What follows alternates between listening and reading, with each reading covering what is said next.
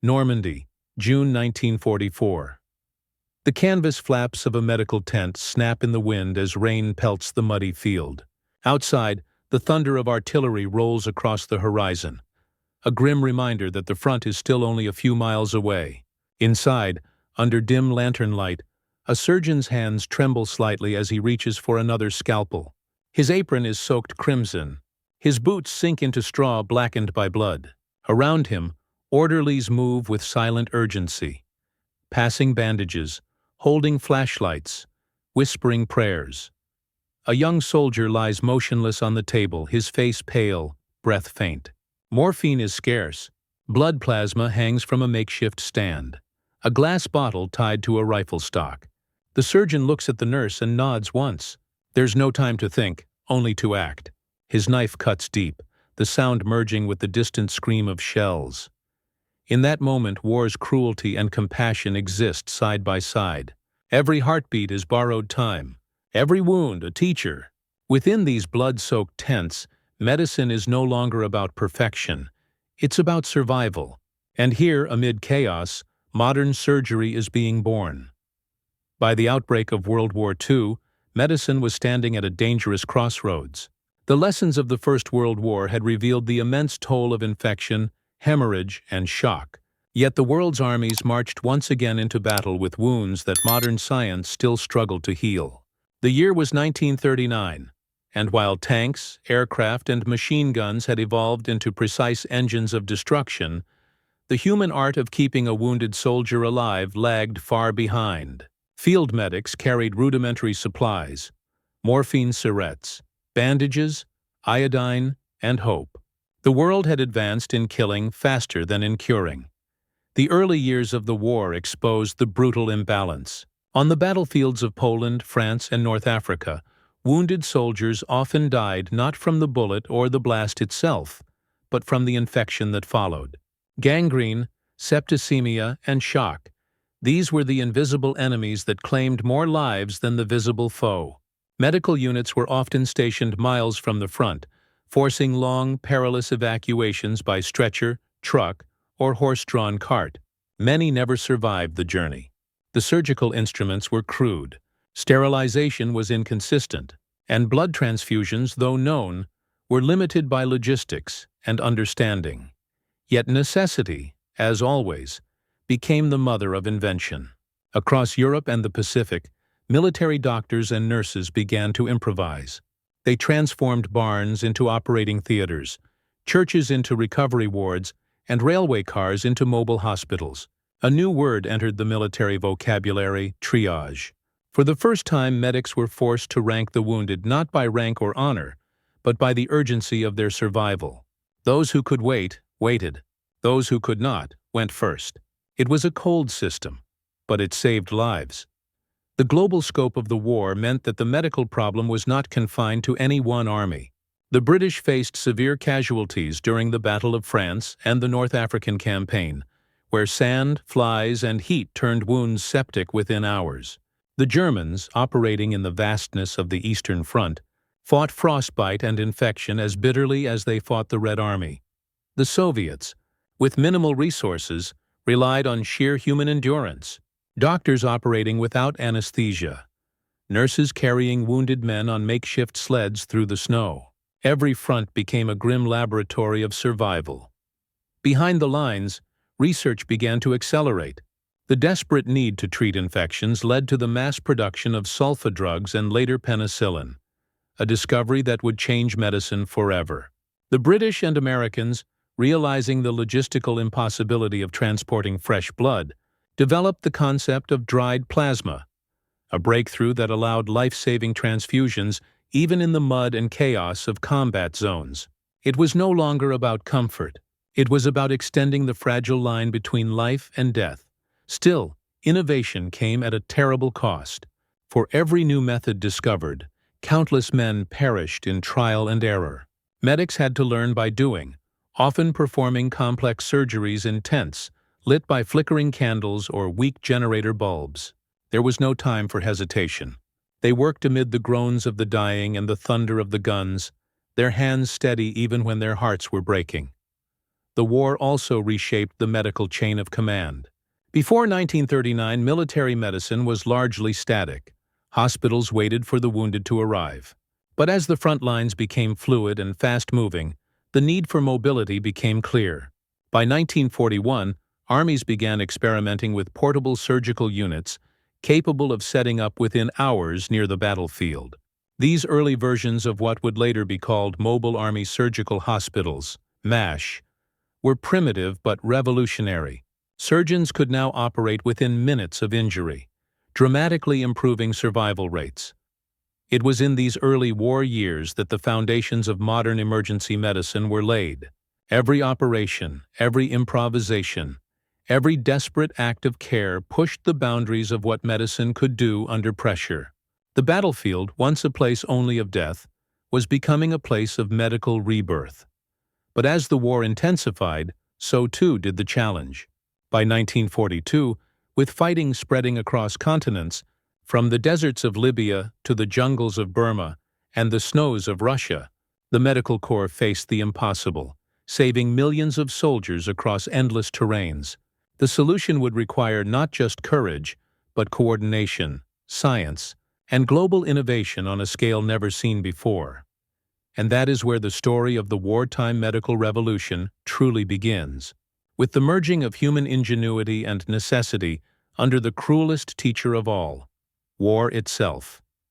By 1942, the war had become total, not just in its destruction, but in its demands. Every nation, every industry, every science was mobilized to serve the war machine, and medicine was no exception. The Western Allies, watching soldiers perish from preventable wounds, began to understand that medical innovation was not a luxury. It was a weapon. Survival was a matter of logistics, chemistry, and courage. From the laboratories of Oxford to the field tents of North Africa, doctors, chemists, and engineers joined forces to wage a parallel war, the war to keep men alive. In Britain, Sir Howard Florey and his team at Oxford had quietly begun perfecting Alexander Fleming's long-ignored discovery, penicillin. At first, the quantities were microscopic, a few milligrams that could save a mouse, not a man. But as the bombing of London intensified, British scientists realized they could not meet the scale alone. They turned to America. By 1943, pharmaceutical giants like Pfizer and Merck had converted entire factories to mass-produce penicillin using deep-tank fermentation. For the first time in history, infection was no longer a death sentence. Soldiers with wounds that would once have festered into gangrene were now walking out of hospitals within days. The drug that began as a laboratory curiosity had become one of the most powerful weapons of the war, a weapon of mercy. At the same time, in the United States, another innovation was transforming battlefield care, the development of blood plasma. Whole blood was difficult to store and transport, but plasma, the yellow fluid that carried blood cells, could be dried, rehydrated, and shipped anywhere in the world. American Red Cross volunteers donated millions of pints, while scientists perfected the process of separating and preserving it. Soon, every medic carried small vials of powdered plasma that could be mixed with water and administered within minutes. For soldiers suffering massive blood loss, this was the difference between life and death. But the miracles of wartime medicine were not only chemical, they were also mechanical, tactical, and deeply human. Across the Allied fronts, field medics began to operate with precision and coordination previously unseen in warfare. The U.S. Army established the Medical Department's Transportation Corps, creating a chain of evacuation that stretched from foxhole to hospital. From the battlefield, a wounded man was carried by stretcher bearers to an aid station where medics stabilized him. From there, he was transported by ambulance to a field hospital, then by air to a general hospital in England or North Africa. The system, known as the evacuation chain, became the backbone of military medicine, and the blueprint for modern emergency response systems still used today. In the Pacific, meanwhile, doctors faced a different kind of war. The jungles of New Guinea and the islands of the Philippines brought diseases more deadly than bullets: malaria, dysentery, dengue, and jungle rot. Here, tropical medicine advanced at breakneck speed. Researchers discovered new anti-malarial drugs, refined quinine substitutes, and created sanitation protocols that saved thousands of lives. The U.S. Army's experience in the Pacific would later revolutionize disease control and preventive medicine in the post-war world. And then there were the surgeons themselves, the men and women who performed miracles in the mud. One of the most extraordinary was Dr. Dwight Harkin, an American thoracic surgeon. During the war, he developed new techniques to remove shrapnel from soldiers' hearts and lungs, operations previously considered impossible. His success rate astonished colleagues and inspired a generation of heart surgeons after the war. Across the Atlantic, Dr. Archibald McIndoe, working with the Royal Air Force, pioneered plastic surgery for airmen horribly burned in crashes. His work not only rebuilt faces but restored dignity, leading to the creation of the famed Guinea Pig Club, a brotherhood of patients who helped change the stigma around disfigurement forever. Even the concept of rehabilitation began to take form during these years. Physiotherapy, prosthetics, and psychological recovery were no longer afterthoughts. They became central to the medical process. The human body was no longer seen as expendable, but as something to be restored, rebuilt, and respected. Behind every one of these advancements, there was a cost measured not just in money or time, but in courage. The medics on the front lines were not scientists in lab coats. They were ordinary men and women, often unarmed, who risked their lives to save others. In Italy, France, and Burma, they crawled through smoke and gunfire, carrying wounded soldiers on their backs. Their bravery blurred the line between soldier and healer. By 1944, with D-Day approaching, Allied medicine had reached a turning point. The field hospital had evolved into a highly efficient machine, capable of performing complex surgeries within miles of combat. But the storm that awaited on the beaches of Normandy would test every breakthrough, every protocol, and every human limit they had achieved. The blood-soaked tents of June 1944 would become the ultimate crucible, the place where theory met chaos, and where modern surgery, as the world knows it, would finally be born. The human angle of wartime medicine is one of both unbearable horror and quiet heroism. Inside the field tents and makeshift hospitals of Europe and the Pacific, doctors, nurses, and medics lived on the edge of exhaustion. They slept in shifts measured in minutes, not hours. The air was thick with the smell of ether, iodine, and sweat. Every few seconds came another stretcher, another soldier screaming, another body torn apart by steel. There was no time to grieve, no time to doubt. The battlefield became a classroom, and every operation was an act of defiance against death itself. These medics weren't chasing perfection, they were fighting the clock. Survival depended on speed, precision, and faith in the tools at hand. From a technological perspective, World War II accelerated medical innovation faster than any laboratory ever could. Before 1939, many of the tools we now take for granted barely existed. Antibiotics were experimental, blood transfusions were dangerous, and anesthesia was crude. But the demands of global war forced scientists to push boundaries. The mass production of penicillin and sulfa drugs turned the tide against infection. The invention of blood plasma transfusion kits and mobile X-ray units allowed doctors to perform complex surgeries closer to the front lines. Even anesthesia saw breakthroughs. New ether delivery systems and portable machines meant that operations could be done anywhere, even in the mud of Normandy or the jungles of Burma. Technology, for once, was not just about destruction. It became the machinery of mercy. The tactical angle of battlefield medicine was equally revolutionary.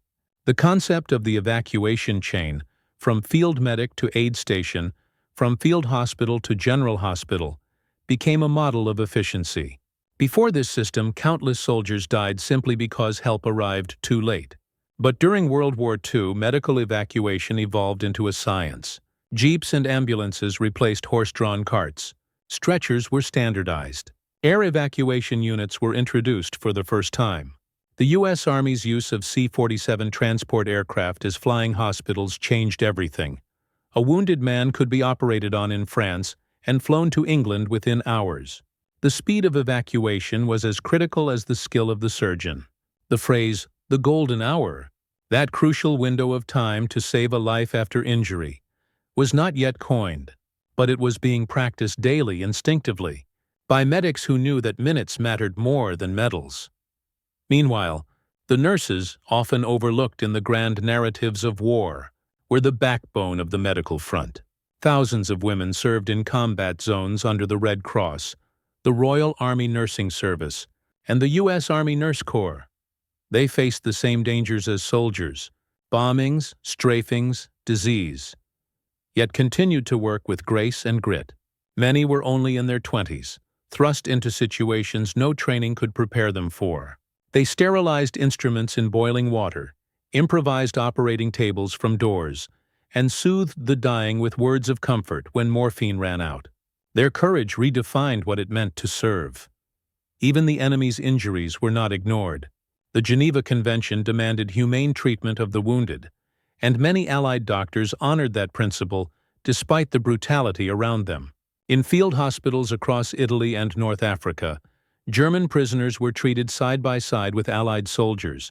To the surgeon's eye, there were no sides, only wounds that needed closing and lives that deserved saving. It was one of the few places in the war where humanity triumphed over ideology, even if only for a fleeting moment. Beyond the human and tactical dimensions, the war also reshaped how doctors thought about surgery itself. The speed and scale of battlefield injuries forced surgeons to specialize: orthopedic, thoracic, maxillofacial, leading to the birth of trauma surgery as a distinct discipline. The idea that a surgeon could focus on one part of the body, mastering its anatomy and repair, became a post-war standard. What began intense under fire became the blueprint for modern hospitals and emergency rooms. In every sense, the war was an unwilling teacher. It taught doctors to innovate under pressure, to adapt when tools failed, and to see their patients not as statistics, but as human beings fighting for one more breath. It was medicine stripped to its essence, not luxury, not theory, but survival. By 1944, this convergence of courage, innovation, and logistics had transformed battlefield medicine into a living organism, one capable of saving lives faster than ever before. But the war's darkest lessons were yet to emerge, as new horrors on both sides revealed the extremes of human experimentation and moral collapse. The psychological angle of wartime medicine is often left in the shadows, yet it may be the most profound of all. For doctors and nurses on the front lines, the trauma was not just what they witnessed, it was what they carried within. They were surrounded by endless suffering, forced to make impossible choices under impossible conditions. Every life saved brought a flicker of relief, but every life lost left an invisible scar. Many of these medics returned home haunted by memories they could not escape: the screams, the smell of blood, the faces that faded in their hands. The war gave birth not only to trauma surgery, but to the concept of psychological trauma itself. The word shell shock, coined in the First World War, evolved into a deeper understanding of post-traumatic stress, not just for soldiers, but for those who tried to heal them. The human mind, like the body, had its breaking point. Leadership also played a decisive role in shaping wartime medical innovation. In every army, there were commanders who understood that saving men was as strategic as killing the enemy. General George Marshall in the U.S. and Field Marshal Montgomery in Britain prioritized medical infrastructure as part of operational planning. The creation of medical corps divisions, mobile hospitals, and air evacuation networks was not an accident. It was a directive from leadership that recognized medicine as a weapon of endurance. The Allies' superior logistics weren't just about tanks and planes. They were about keeping their soldiers fit to fight another day. Behind every operation, from D-Day to Okinawa, stood thousands of doctors, nurses, and technicians whose quiet efficiency sustained the war effort. On the other side of the conflict, however, the story took a much darker turn. In Nazi Germany and Imperial Japan, medicine became a tool of ideology and cruelty. Under the pretense of science, horrific experiments were carried out on prisoners of war, civilians, and concentration camp inmates. At Auschwitz, Dachau, and Buchenwald, doctors conducted experiments on hypothermia, malaria, and high-altitude endurance, all without consent, and almost always ending in death. In Japan's Unit 731, men, women, and children were exposed to plague, frostbite, and vivisection in the name of research. The same war that gave the world antibiotics and trauma surgery also revealed the depths of medical depravity. It was a stark reminder that science without ethics becomes its own kind of weapon. Yet, out of that darkness came global reform. The Nuremberg trials after the war led to the Nuremberg Code, the foundation of modern medical ethics. It established for the first time in history that human beings could not be used as subjects without their voluntary consent. The very principles that govern today's medicine, consent, dignity, accountability, were written in response to the atrocities uncovered in those years.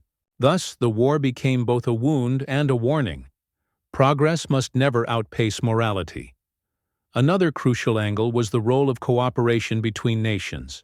For perhaps the first time, medicine became a truly international enterprise. British, American, and Canadian scientists shared research, data, and resources across borders. The fight against infection and disease transcended nationalism. When penicillin was finally mass-produced, it was distributed among the Allies as a shared weapon against death, not as a guarded secret.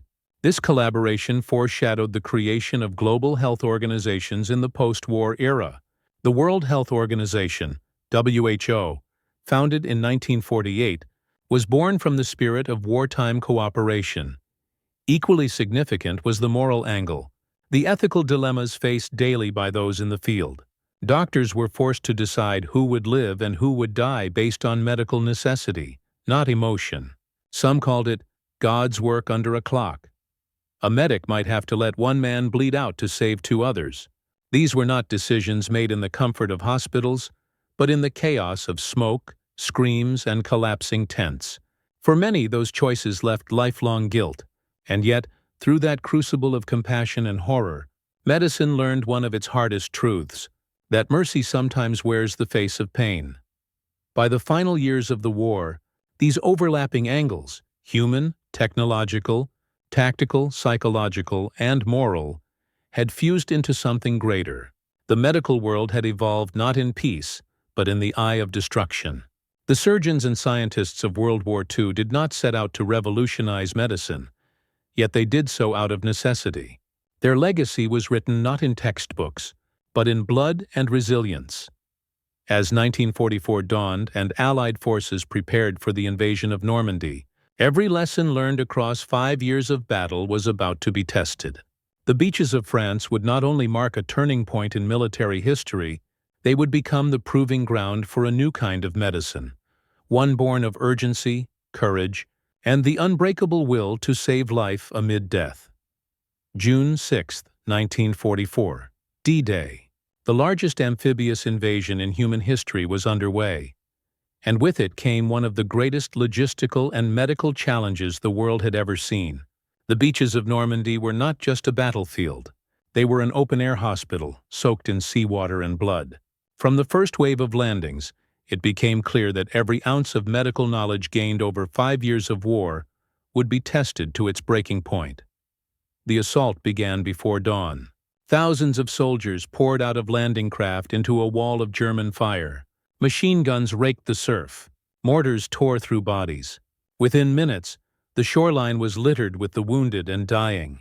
Medics leapt into the chaos unarmed, dragging men from the waves, often under fire themselves. They worked with impossible urgency. Tourniquets tied with belts, morphine syringes plunged through wet uniforms, compresses pressed against shattered limbs. The tide carried more bodies in with every wave, yet the medics did not stop. On Omaha Beach alone, more than 2,400 Americans fell in a single day. For those who survived, it was often because a medic refused to let them die. Behind the beachhead, medical units had been preparing for months. Mobile surgical hospitals, precursors to the MASH units that would later become famous in Korea, were established as close to the front as humanly possible. These weren't hospitals in the traditional sense. They were tents and trucks filled with instruments, plasma, and a handful of exhausted surgeons. Within hours of the landings, these field hospitals were operating non-stop. The sound of artillery outside blended with the clatter of scalpels and the whir of portable anesthesia machines inside. Every inch of canvas covered some form of suffering: amputations, chest wounds, head injuries, burns. It was medicine at the edge of chaos, where failure meant another name added to the casualty list. Yet amid the horror, something extraordinary happened. Efficiency. The system that had been forged through years of trial and error now worked with astonishing precision. Wounded men were tagged with triage cards: red for immediate surgery, yellow for delayed, blue for non-urgent, and black for the dead or dying. This grim but necessary system allowed surgeons to focus their energy where it mattered most. Within 24 hours, the Allies had established an entire chain of survival, stretching from the beaches to England. The evacuation chain reached its fullest form here. Wounded soldiers were carried from the sand to first aid posts at the base of the cliffs, where medics administered morphine and plasma. From there, they were loaded into ambulances or amphibious vehicles, ferried to hospital ships offshore, and stabilized during the crossing of the Channel. Once in England, they were transported by train to general hospitals in the countryside. What had once taken days in earlier wars now took hours. This system, born of necessity, became the backbone of modern trauma care. In the chaos of Normandy, field innovation also flourished. Doctors devised new techniques for controlling blood loss, such as arterial clamps and hemostatic powders. Penicillin, used widely for the first time in combat, drastically reduced infection rates. The mortality rate for abdominal wounds, once nearly 60%, fell below 30%. Survival was no longer a matter of luck. It was a matter of coordination, speed, and science. The medical officers knew they were part of something unprecedented. As one surgeon wrote in his diary, "We are not only fighting to save men, we are rewriting the book of surgery itself." Among the unsung heroes were the nurses and orderlies who manned the clearing stations just behind the beaches. They worked in near darkness to preserve night vision, guiding their hands by touch when power failed. Many of them were fresh from civilian hospitals, yet they adapted to combat medicine overnight. Some fainted at first, others vomited from the smell of blood and burned flesh. But within days, they were performing under fire with calm professionalism that astonished even veteran officers. And as the front lines pushed inland, the hospitals followed. By late June, mobile surgical units were moving through hedgerows and fields, setting up within artillery range of German positions. Surgeons operated while shells fell in the distance, sometimes while machine gun bullets pierced the tent walls. But the closer they were to the front, the better the chance of survival. The principle that defines modern emergency medicine, the sooner you treat, the more you save, was born here. Not in theory, but in necessity. What unfolded in Normandy was not just a military triumph, but a medical revolution. For the first time, battlefield medicine had caught up to the speed of modern warfare. The wounded no longer waited for days. They were treated within hours. The innovations tested on the beaches: blood plasma, antibiotics, triage systems, air evacuation, would define the future of civilian trauma care for decades. As the wounded were flown out and the front lines advanced toward Paris, the medical corps knew they had reached a turning point. They had proved that even in the worst conditions, science and humanity could prevail together. But the war was not over, and as the Allies crossed into Germany, they would confront new challenges that would push surgery, logistics, and morality to their limits once more. As the Allied armies pushed beyond Normandy and into France, Belgium, and eventually Germany, the nature of battlefield medicine evolved once again. The early chaos of D-Day had given way to a more organized and mobile system, one that could follow the advance in real time. The mobile army surgical hospitals, once an experiment, were now indispensable. These units, equipped with portable operating tables, sterilization gear, X-ray machines, and blood plasma stores, became the heart of wartime medicine. Their speed of deployment was astonishing. Within 4 hours of receiving orders, a MASH unit could be packed, transported and reassembled miles ahead of its previous position, ready to treat a new wave of casualties. In these tents, the future of modern surgery took form, a system that emphasized mobility, adaptability, and teamwork over static, centralized institutions. The challenges they faced were enormous. As the war entered its final phase in late 1944 and early 1945, the sheer number of wounded soldiers skyrocketed. The Battle of the Bulge, fought in the freezing forests of the Ardennes, brought back the nightmare of frostbite, gangrene, and exposure that had haunted armies since Napoleon's time. Field hospitals worked around the clock in sub-zero temperatures, their instruments freezing in their hands, their tents lit by dim lanterns when fuel ran short. The human body was breaking down faster than supplies could arrive, and yet the medics endured. They used body heat to warm plasma bottles, improvised splints from rifle stocks, and performed amputations in snow-covered tents. For every soldier who fell in the Ardennes, another fought for his life under a canvas roof just behind the line. It was during this brutal winter campaign that air evacuation came of age. The idea had begun tentatively in North Africa, but by 1945 it had become a core feature of Allied medical logistics. Aircraft were fitted with stretcher racks, heating units, and onboard medics. Wounded soldiers who once faced days of agonizing transport could now be flown to rear hospitals in a matter of hours. The survival rate soared. This innovation would later become standard practice in both military and civilian medicine, the direct ancestor of today's medevac helicopters and trauma flights. The war had turned the sky itself into a lifeline. As the Allies crossed the Rhine and entered Germany, the psychological toll on both patients and medical staff deepened. After years of relentless fighting, fatigue was universal. Surgeons operated for 18 hours straight, resting only when their hands began to shake too violently to hold a scalpel. Nurses, many of whom had not seen their families in years, worked amid the wreckage of bombed-out towns, often surrounded by civilians whose suffering mirrored that of the soldiers they treated. The line between military and humanitarian medicine began to blur. In liberated territories, doctors found themselves tending to wounded soldiers and malnourished civilians alike. In the ruins of concentration camps, they faced horrors that no textbook could prepare them for, survivors of starvation, disease, and experimentation. The medical corps, trained to heal wounds of war, now found themselves confronting wounds of conscience. Technically, the advances made in these final months were breathtaking. Surgeons refined methods for vascular repair, developed new techniques for controlling shock, and perfected blood transfusion protocols. These techniques would form the backbone of post-war trauma and cardiovascular surgery. Plastic surgery also advanced rapidly, especially for burn victims and those with facial injuries. Inspired by pioneers like Archibald McIndoe and Harold Gillies, wartime doctors reconstructed faces shattered by shrapnel, giving soldiers a second chance not only at life, but at dignity. Each operation carried symbolic weight, the restoration of humanity amid destruction.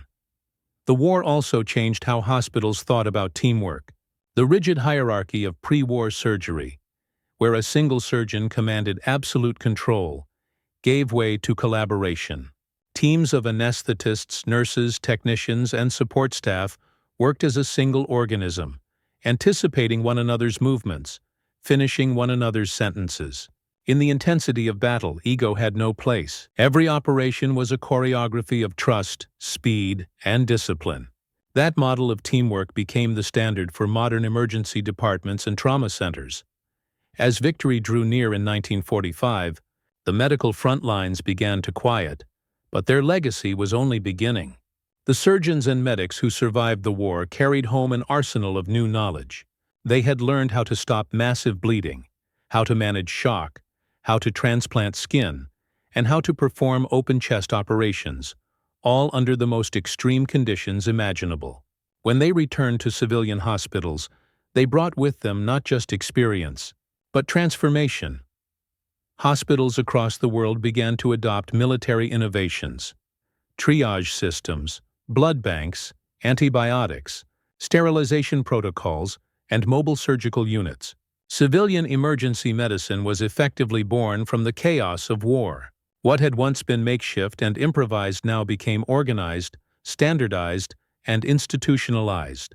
The lessons written in blood on the fields of Normandy and the forests of the Ardennes were transcribed into textbooks and operating manuals for generations to come.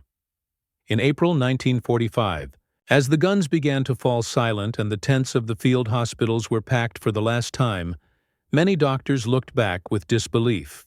They had seen the worst of humanity, the cruelty, the carnage, the despair, yet they had also witnessed its finest virtues: compassion, courage, and the relentless will to heal.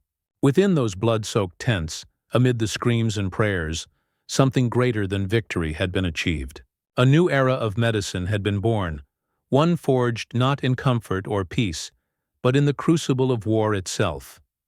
When the war finally ended in 1945, the world emerged scarred yet transformed.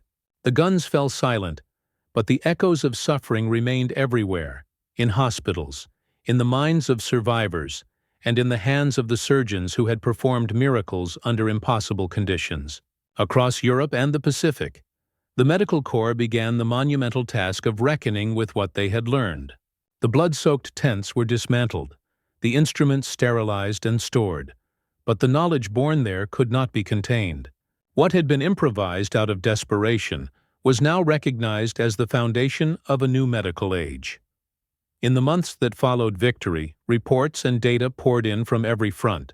For the first time, military surgeons had access to vast amounts of statistical evidence: survival rates, infection data, surgical outcomes. What they found was astonishing. At the start of the war, the survival rate for a soldier with a serious wound had been less than 70%. By 1945, that number had risen above 90% in many Allied units. The combined effect of penicillin, blood plasma, rapid evacuation, and frontline surgery had rewritten the rules of survival. Never before had medicine been so efficient at preserving life amid such relentless death. The numbers told one story, but the human experience told another. Doctors and nurses who had endured years of combat returned home profoundly changed. Many could no longer work in quiet hospitals after having operated under shell fire. Others carried the psychological weight of the lives they couldn't save, the faces that still visited them in dreams. Yet there was also pride, a sense that amid destruction, they had built something enduring. Military hospitals became research centers. Field-tested innovations became peacetime standards. The plasma transfusions that had once been mixed on battlefields now flowed in civilian blood banks. Antibiotics, once reserved for the military, became available to the public, turning deadly infections into treatable conditions almost overnight. The reconstruction of Europe provided medicine with an unexpected new frontier. Cities in ruins became laboratories for rebuilding public health systems from the ground up. In Britain, the creation of the National Health Service (NHS) in 1948 was directly inspired by wartime organization. The coordination of medical logistics during the conflict had proven that universal care, once dismissed as fantasy, could be achieved through planning, discipline, and cooperation. The same spirit that had moved surgical tents across Normandy now moved hospitals into every town and village. In the United States, veterans' hospitals multiplied to handle the flood of returning soldiers. These facilities became centers of rehabilitation, prosthetics, and psychiatric care. Amputees received new, advanced artificial limbs made from lightweight materials developed for aircraft. Burn victims were treated with grafting techniques refined by Dr. McIndoe's pioneering work. Psychological trauma, then called battle fatigue, began to be studied seriously, marking the early understanding of post-traumatic stress disorder, PTSD. Medicine was learning not only to heal the body, but to understand the mind. The global impact was staggering. Japanese doctors, many of whom had seen firsthand the devastation of Hiroshima and Nagasaki, joined international efforts to study the long-term effects of radiation exposure. Soviet physicians shared their expertise in frostbite and trauma care from the Eastern Front. For the first time, medical science transcended politics. Conferences were held, papers exchanged, and lessons codified into new doctrines of trauma medicine, surgery, and public health. War had united the world in suffering. Now it was uniting it in healing. At the same time, ethical reflection deepened. The revelations of medical atrocities in Nazi and Japanese laboratories forced the world to confront the moral dimension of science. The Nuremberg Code of 1947 became the ethical backbone of all medical research to come, ensuring that the horrors of involuntary human experimentation would never be repeated. This was perhaps the most profound legacy of the war. The recognition that healing, no matter how advanced, must always be guided by conscience. Back in the field hospitals that still dotted occupied Europe, the work went on. War did not end sickness. Refugees, civilians, and prisoners of war continued to flood the clinics long after victory was declared. Epidemics of typhus, dysentery, and influenza swept through the displaced. Yet, for the first time, humanity had the tools to fight back effectively. Antibiotics, vaccination campaigns, sanitation systems. The doctors who had learned to operate in chaos were now rebuilding civilization, one patient at a time. It was clear by 1946 that the war had permanently changed the face of medicine. The battlefield had become the crucible from which modern trauma care, antibiotics, and organized emergency response emerged. What had once been lessons of survival were now lessons of science. And though millions had perished, millions more would live because of what was learned amid the ashes. But the story did not end with recovery.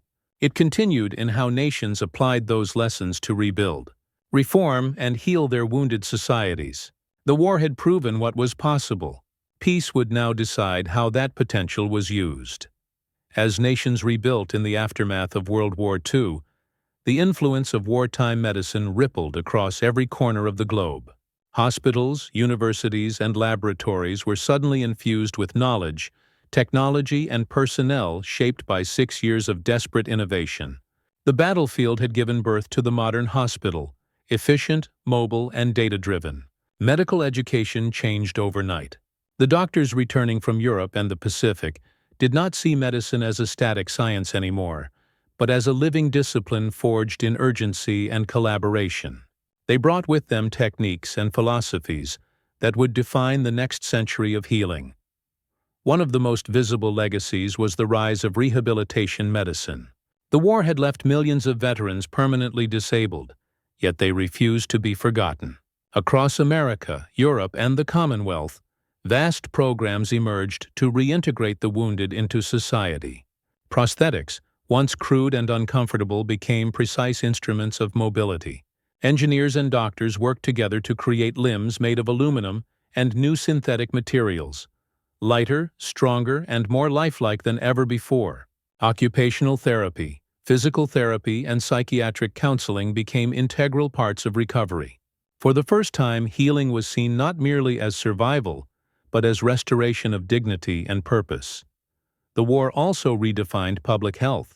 The massive logistical challenges of feeding, housing, and treating millions of troops had forced militaries to perfect large-scale health management. After the war, those same systems became the blueprint for civilian infrastructure. Vaccination campaigns, blood donation drives, and sanitation programs were expanded to national levels. Diseases that had plagued humanity for centuries, tuberculosis, typhus, diphtheria, began to decline dramatically as coordinated medical networks took shape. In many ways, the modern welfare state, with its focus on health and social stability, was a byproduct of wartime necessity turned into peacetime policy. Technological innovation continued to accelerate. The portable X-ray machines developed for the front became standard in hospitals.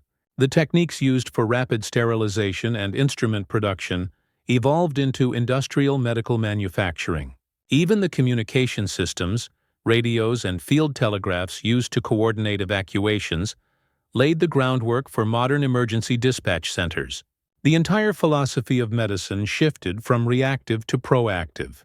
The battlefield had taught doctors to anticipate disaster, to prepare for mass casualties, to organize systems where chaos could not win.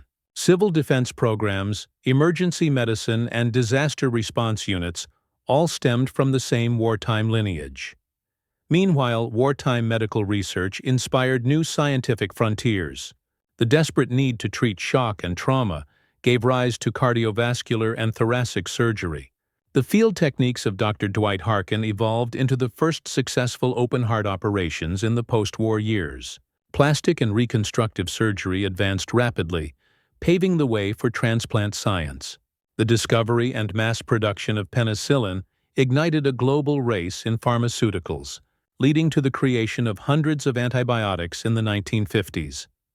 The idea that a single compound could save millions changed not only medicine, but also the economics of global health. However, the moral reckoning continued. The shadow of Nazi and Japanese atrocities lingered over the medical community. Universities, particularly in Germany and Japan, underwent painful reform, purging those who had participated in crimes under the guise of research. In their place rose a new generation of physicians committed to ethical integrity. The Nuremberg Code became sacred doctrine, influencing medical ethics, bioengineering, and human rights law worldwide. It was a haunting paradox that the same war which brought humanity to its moral nadir also forged the ethical standards that would prevent such horrors from happening again. In the geopolitical landscape, the Cold War soon took shape, and with it came another transformation: the militarization of medicine in peacetime.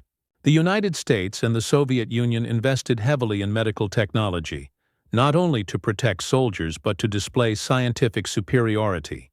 Space medicine, nuclear medicine, and epidemiological research all had their roots in wartime laboratories. Even the global campaigns against polio and smallpox carried echoes of wartime coordination and determination. Humanity had learned how to mobilize science under pressure, and now it used that power for peace, at least for a time. But perhaps the most enduring legacy was human. The medics, surgeons, and nurses who had risked everything became quiet legends. Many never sought recognition. They simply returned home and resumed their lives. Yet, in every emergency room, every blood bank, every helicopter evacuation decades later, their influence lived on. They had changed what it meant to be a doctor, from a scholar of anatomy to a servant of life under fire. By the early 1950s, medicine stood at a crossroads once more. But this time, it was armed with the wisdom of war.